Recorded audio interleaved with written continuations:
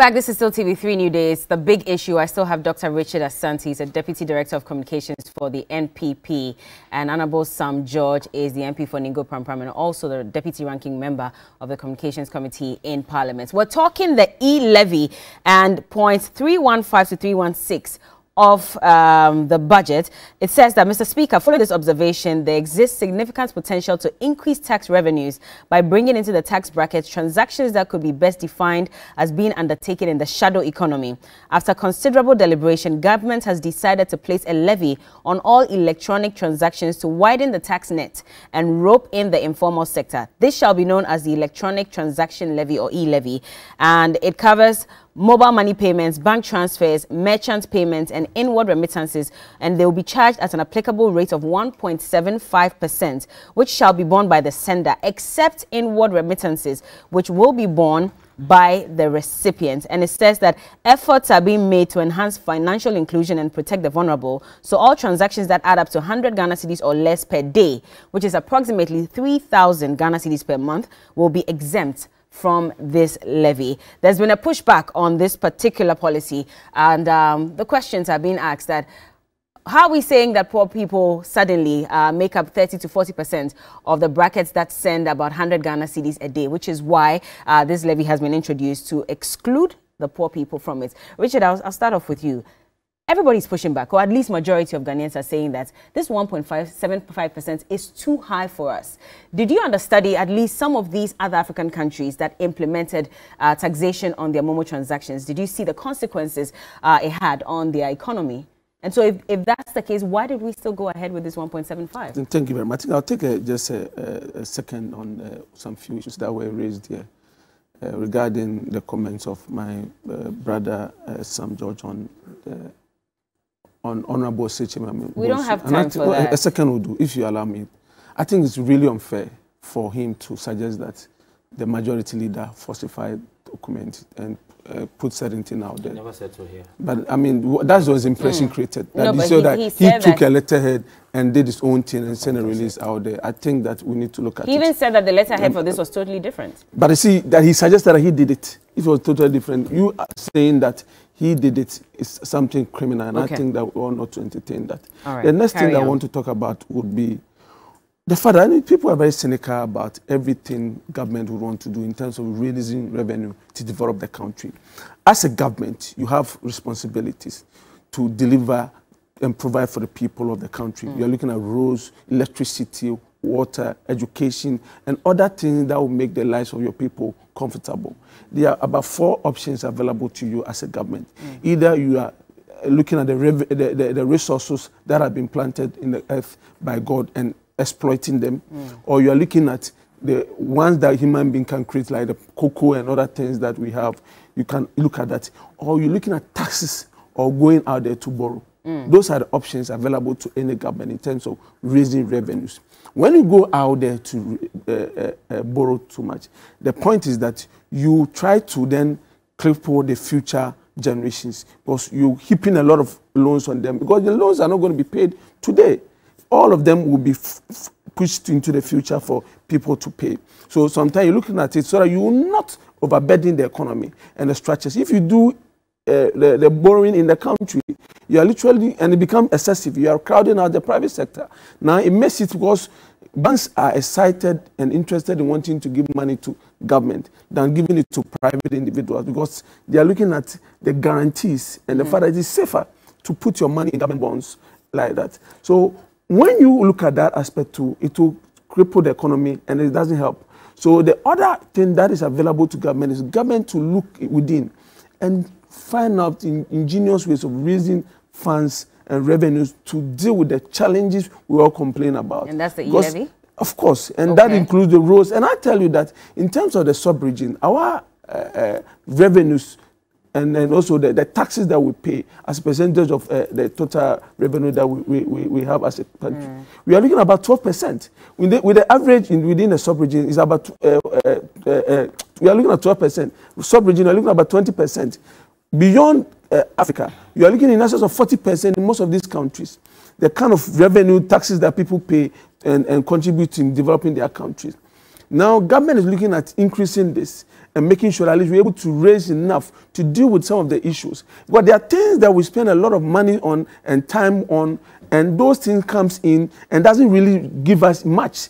Because when this road toll thing came up... Going back to the road toll? No, it's not in terms of the road toll. Just for example, you are looking at how much government will realize from road tolls, about 70 million a year. Can that money deal with the challenges we have on our roads? I doubt that can even face all the roads in my brother's constituency. Okay. It cannot. Not to talk about all the other areas within the country. So that section is not enough. Now, looking at other means of raising revenue and making sure that it is not just a few people who are paying to sustain the country, but you can broaden the net and rope in more individuals and find other means of raising money to deal with health infrastructure, deal with roads that we complain of, deal with power issues and other challenges that government is bedeviling with. So when you go out there and you say, you know what, as a people, we know that about 40% of our population are in some difficulties. All of us find ourselves in a bit of challenges here and there. But a chunk, about 40% of the population are people who you want to consider to be within the poverty bracket, so to call. When you want to put in measures, like Dr. Bemia said a couple of years ago, that you know what, these are the people who are sending 5 Ghana cedis, 10 Ghana cedis, 20 Ghana cedis every day. Government says that not to further put these people and push them down further, let's eliminate them. Let's take them out of this tax bracket and make sure that they do not pay. So when you send anything below 100 Ghana cedis a day, you are not paying taxes on that. But anything above that, you have to pay. Is this not going to reverse the whole digitalization agenda? I don't think so. It has a potential to reduce the number of people who want to deal in this e-transaction. But the point is that there are people who are doing serious business with it, and they will not close their eyes and say that because I need to contribute to electricity, contribute to power, contribute to the other things that we all complain about and the issues that bothers us. Because when I listen to my brother Johnny on his rants every morning on matters that government need to do, the president need to do, all the things that he talks about is money issues, issues that we need money to resolve. He's talking about classroom here, he's talking about roads here. If all those are best can be dealt with, we need to raise money. And I think Johnny, if you ask him to contribute on 1,000 Ghana cedis that he's sending to somebody, and he pays 1.7 towards that, he will contribute. I don't think he should have any challenge. Government asking him to pay towards the things that he complains that need to be dealt with. But if it's too high, 1.175%, that's high. And let me just give you, how much does it cost for us to this is an article that was put out by a report on Quartz Africa in 2019. It says Uganda's social media tax has proven to be detrimental to both its internet and mobile money sectors. That's a reporter. Now it says no, but then I went across, and it's not just a reporter. I looked across to see if it was really true. In fact, I have a message from a top executive in Uganda who says that revenue decreased by a certain amount, and I'll give you. But it says that in the 3 months following the introduction of the levy in July 2018, there was a noted decline in the number of internet users, total revenues collected, as well as mobile money transactions. Now it says that subscription declined by more than 2.5 million users, while the sum of taxpayers for over-the-top media services decreased by more than 1.2 million users, and the value of mobile money transactions also fell by 1.2 million US dollars. So, and this is just Uganda. Don't worry. I mean, these figures. Tanzania is also these figures. Let me give you some estimations here. As of last year, mobile money transactions was in excess of 500 billion. Ghana cedis. That's mobile money transactions. Government seeks to task 1.7 of that. Yeah. Let's say that when you even take off the 40% that we're looking at, not putting them in the bracket, and government is looking at raising about 11 billion Ghana cedis annually to help us deal with some of the infrastructure challenges we have as a people. And this, we are unable to raise that, and we're able to raise 8 million. That will be a feather in the cap. That is better than the 70 million that we're getting from road tolls. That people would be in traffic for 3-4 hours on Kasua Road. So you're not worried about the fact that we're reverting to the cash society? We are not. We're not going to? It will not necessarily drive us into the cash society. How will it not? Because the point is that if you want to go to bank and go and withdraw money, the hours you spend in traffic, the challenges you have to go through queuing at the bank.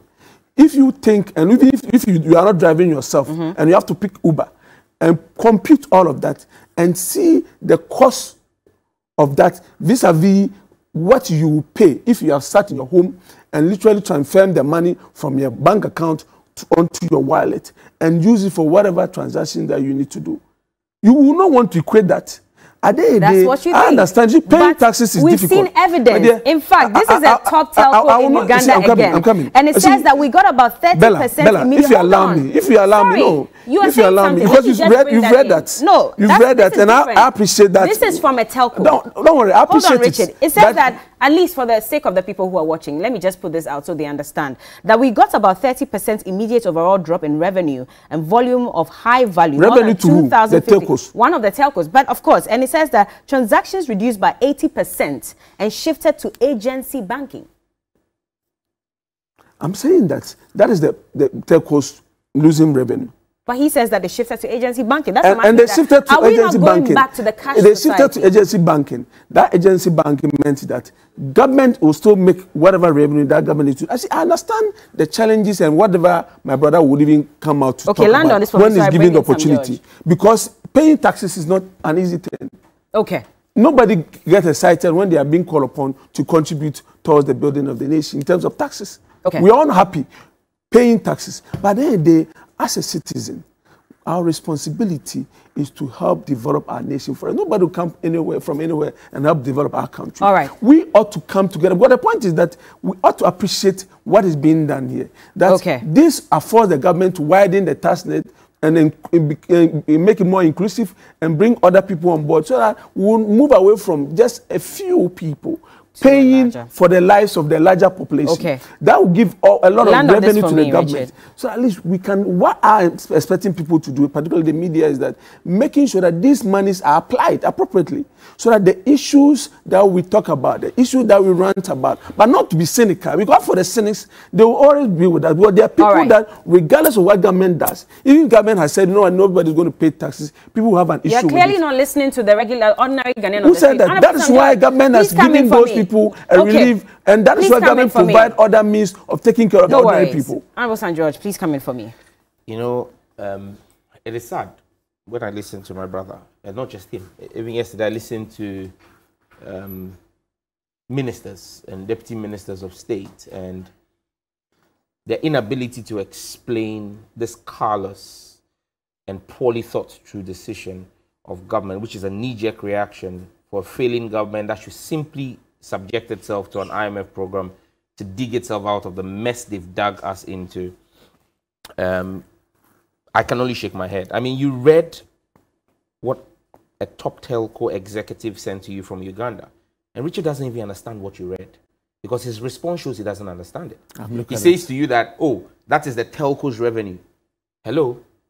Government makes money off the transactions on the telcos. So if the telcos are saying that the transactions have dropped by 80%, it means that what you think you will make money off has dropped by 80%. So how do you make money? I mean, the transaction will go elsewhere. Please allow him to speak. He clearly doesn't understand, and he's not willing to listen to be educated. Look, let me tell you what it is. Let me tell you what it is. You're sounding very insulting. Richard, I was very quiet. Very, very insulting. You need to be told. Please. Look, this E-Levy has three components to it. First is a mobile money tax. Second is a bank transfer, electronic bank transfer charge. And then there's the inward remittances as well. All of them pegged at 1.75 of the value of transaction. Yesterday, the government communicators were all over the place. I know it's on the fees charged. It's not on the value. They've come home to now. They didn't even understand what the government was saying. Now, you see, Richard makes a comment, a statement here, which a lot of MPP people have been making. Oh, Dr. Bawumia and the government are considerate about poor people, and so we're excluding them. It's a blatant lie. How so? Today, the telcos themselves do not charge anybody who does transactions less than 100 Ghana cedis. There is no charge on it. None of the telcos? None. None. MTN used to be the only telco that used to charge on every transaction. With the onset of COVID, MTN waived charges. on transactions less than 100 Ghana cedi. So Dr. Bawumia and the MPP have done nothing. They have given nothing to the poor. When they say they are excluding them, it is a blatant lie. Take your phone today. Bella, take your phone. Send 100 Ghana cedis to Kukiti right now. Or send it to Johnny. They will not charge you. Okay. So that is the first lie of this government I want us to settle here and now. Why do you call it a lie? It is a lie. Because when they tell you that we are excluding them, the people already are excluded from any charges. We are talking about this tax imposition. It doesn't affect those people. You please let him lie. So how can you say it's a lie? Lie on what? Now, when you go to the other part of the divide, look, you implement a policy of this magnitude without consulting stakeholders. As we speak this morning, the NCA wrote 2 days yesterday, inviting telcos to now come and discuss. Yeah. First and foremost, let me state that the telcos have no business sitting with the NTA and the Ministry of Communications. Mobile money is not regulated by the Ministry of Communications. We made the telcos, Parliament passed the law. Look, the government is breaking too many laws in this country. We passed a law and all the telcos were asked to set up independent subsidiaries that are not regulated by the NCA or regulated by the Ministry of Communication. They are regulated by the Bank of Ghana. Mobile money, MTN Momo, is different from MTN Telecoms. It is a standalone legal entity regulated by the Bank of Ghana. So they have no business talking to the NCA.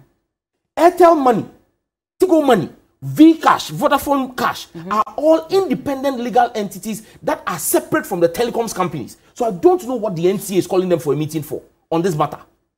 When the NCA says they are inviting them to discuss implementation, on what basis? They have no responsibility to the NCA. They are financial institutions. By law, they should go and talk to the Bank of Ghana. First, that's the second point. Okay. Now, you have brought in this policy, and this policy even affects the business models. MTN has a lion's share of the mobile money market.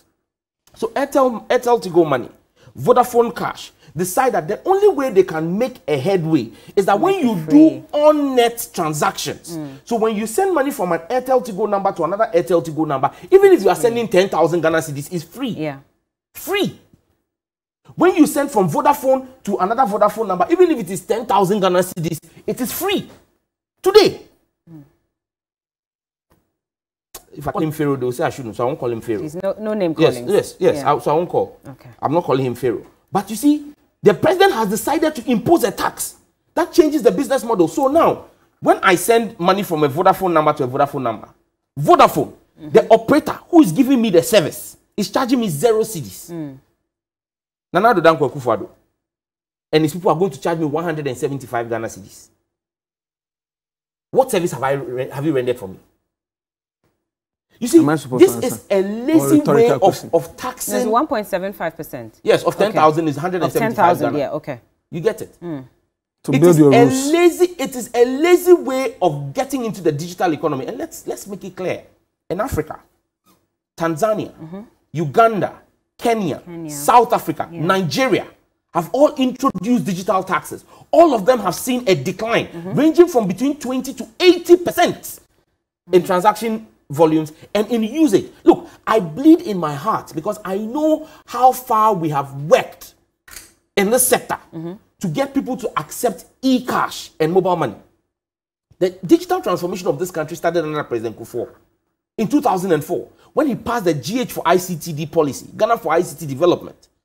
And we have carried its sustainability. President Mills came in. We reformed the policy. President Mahama came in. We invested over $350 million in building a backbone. You have come in, done zilch, and you are coming to kill that industry. That is supposed to support entrepreneurship, youth employment, roads. How? Look, Bella, and you see, look, even as recently as 4 years ago, you will go to Makola, you go to shops, and you want to pay by mobile money, and they will refuse to collect it. People didn't want it.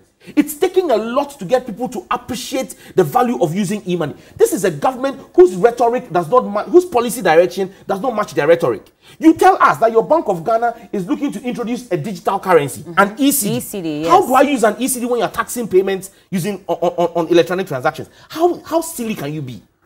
I'm sorry, but that's but that's an insult. It's not an insult. No. If you say something is silly, it's not an insult. It's a statement of fact. It is silly that you are acting counterproductive. You say you want to. So when somebody tells you are being silly, oh yes, it is. But if you tell someone that the person is being silly, no, Bella, bluffoni wo.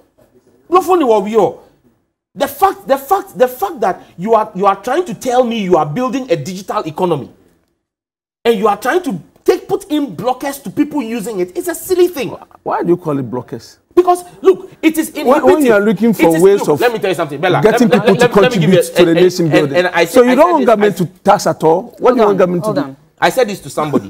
That even Almighty God, Almighty God, you put taxes on condoms when you're in power. If I get 50,000 Ghana cedis, if someone gives me 50,000, I work and I get paid 50,000 Ghana cedis. My tithe is 5,000 Ghana cedis. I pay it once. Almighty God, who gives me breath and keeps me alive, I pay tithe once to him on that 50,000. But if Nana Dodanko Akufo-Addo and Bawumia, president and vice, I earn 50,000 and TV3 is to pay me 50,000. On paying me that 50,000, TV3 in transferring that money will pay 1.75 on that 50,000. Yeah. When I get that 50,000 and I want to put 10,000 on my mobile money, on that same 50,000, I pay 1.75 on the 10,000. Then I want to then pay my tithe to God. The 5,000, which is I want to pay phone, I will pay 1.75 on that again. I want to send money to my mother. I will also pay 1.75. So even God on that 50,000 took one payment. Look at how many payments Nanado is taking. Would you have preferred they charge it on the fee instead? That would have been a sensible way, but still a lazy approach to it. Even that? Look, yes, let me tell you something. You don't create blockers to people using a system. And I get it. Look, as the NDC, I worked on the NDCs. I was part of the team that worked on our manifesto for that thing. And we looked at the digital economy. I would not sit here and say that the NDC or I would not support a look at building a certain taxation scheme or regime for the digital economy. We have a growing digital economy. But what you don't do is to attack the foundation of the digital economy, which is usage of mobile currencies. People are beginning to do a lot of business online. You need to find a creative way of taxing the businesses operating online, not the people using it. Not the people using it. But there would have been a pushback if there had been a charge on the fee. No. You see, if you are charging me, if, for example, I sell clothes online, and you are charging me a digital corporate tax for running my business, Ghanaians will not push back because you are charging someone on the profits they are making from their digital business. That's what a creative government will do. A lazy government would actually go and attack the people who are supposed to come and buy. So right now, your digital business is going to collapse because I'm no longer going to want to do business and pay you online and then ask you to do delivery and pay for that online. So I'm collapsing your digital economy. So what this government is doing, and look, you listen to Dr. Bawumia, and you see when I keep saying that this government, their policy directions don't match their rhetoric.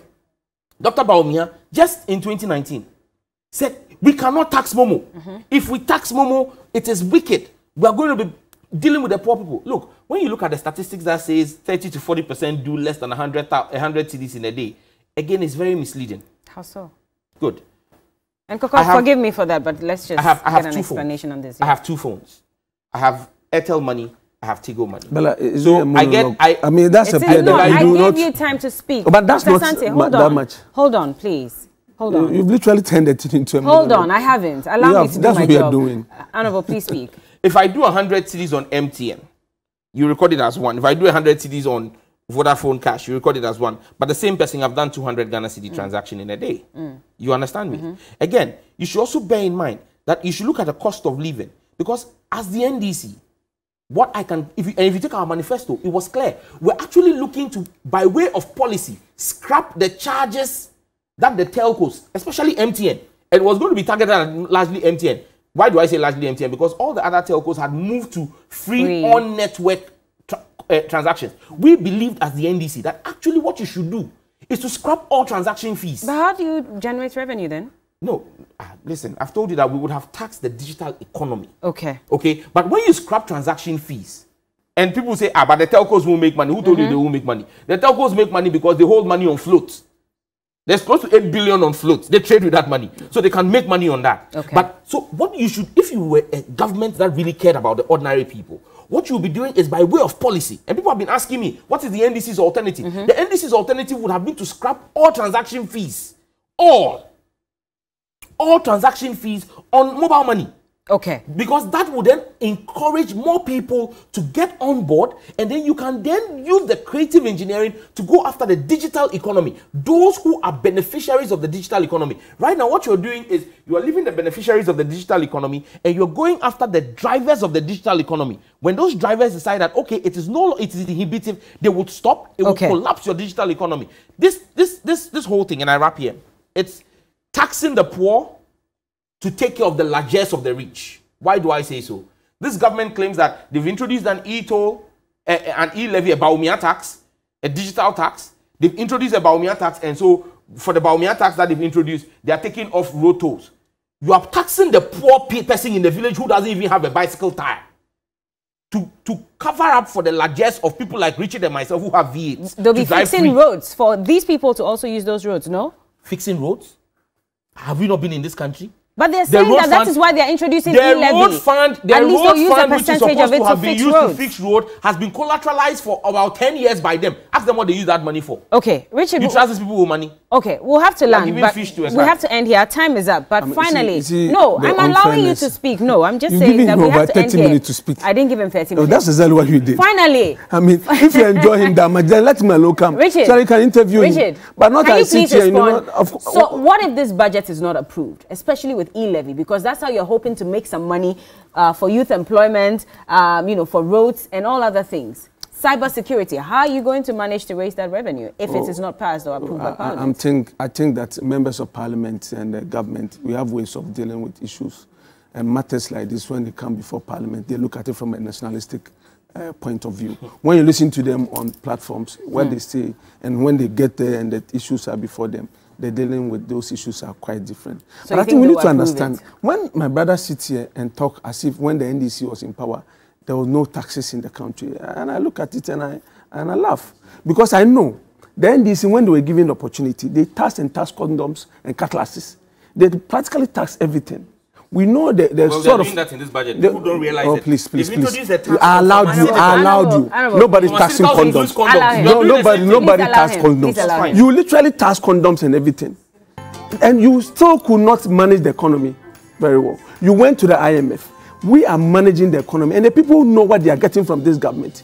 When you were going to IMF and taxing them on everything, you did not make sure that the people were going to school for free. We are making sure that the people are not paying school fees.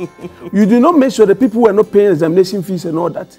You do not make sure that people were not paying the kind of, because remember that this MPP government, the cumulative effect in the tax increment and the tax reduction means that we've given a Ghanaian a waiver of about 11% of taxes that they would have paid if it had been the NDC. So at every point in time and every stage of our economy, what the MPP government is doing is far better than the NDC. As for taxes, like I said, nobody is excited about taxes, but we have a responsibility to ourselves to develop our country together. Okay. If we want our roads to be good, if we want to have good water, if we are ready to contribute to support things, support churches and other organizations, let's contribute to the central government bill. Now you can't call it, you are giving the money to Akufo-Addo. You can't put this money in Akufo-Addo's pocket. If that's the case, remember that monies that are realized from taxation are regulated by law. So you don't call it Akufo-Addo is taking your money and no. You are trying to belittle the argument and making things too simplistic. For being cynical about everything, I understand, because you have to preach that. You seek to come and occupy where we are now. So I do not expect you to say any good thing about what is being done. It's like the NDC serial texters who will be saying all kinds of things and really the MPP serial texters who also say all sorts of things anyway. But if that's those things are allowed. But what I tell you is that government understand where we find ourselves. Why are we taking government the property? Appreciate the difficulty that we have as a people. But government want to make sure that we have to go. You're not allowing me to ask you the question. I'm asking that property rate tax is being taken away from the MMDAs and being given to a private entity. Now, this is how those shared. The MMDAs will get 40%, government takes 30%, and this private entity gets 30%. Are we not losing money in that case? I think let's look at what has been done over the period. Are we succeeding when it was left in the hands of the MDAs? How much were they realizing? Okay. Now, when you can bring in a private individual, that can increase the revenue by 1,000%. It makes sense to put it in the hands of the private individual, increase the revenue for the MNDAs, and let them develop those assemblies. That's what we seek for. Because we've tried this system over the years. Thank you, it hasn't worked. Thank you, so if a private individual can help us increase the revenue, that should be the way forward. All right. Thank you so much. And yes, this has been an extensive version of the big issue. It was pertinent that we discussed the E-Levy as well as the road tolls. Thank you so much to my guest. Dr. Richard Asante is the Deputy Director of Communications for the NPP. And Honorable Sam George is the MP for Ningo Pram and also the Deputy Ranking Member of the Communications Committee in Parliament. There's still more coming up right here on TV3 Newday. Share your thoughts with us. Let us know what you make of all of this. We'll be back with more.